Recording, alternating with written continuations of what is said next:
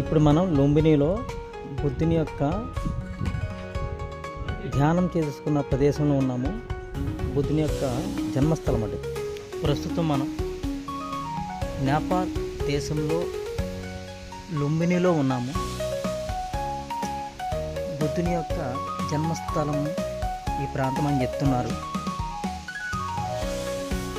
ఇక్కడ ఒక ధ్యాన మందిరం ఉంది, చూడండి ఎంత బాగుందో. ప్రస్తుతము తాళాలు వేసి ఉన్నాయి లోపలికి వెళ్ళడానికి లేకుండా. ఈ ప్రదేశం మొత్తం ఎంతో సుందరంగా, అద్భుతంగా, ఆనంద ప్రదేశంగా ఉంది.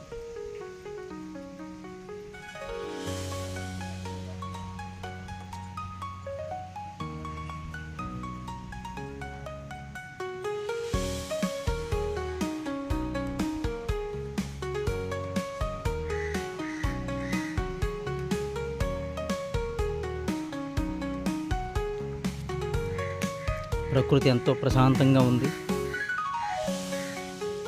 ఆనందదాయకంగా ఉంది ప్రదేశం మొత్తం.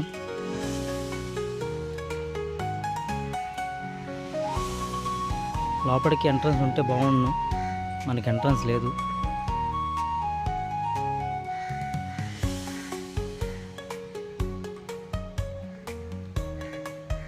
చూసాం కదా.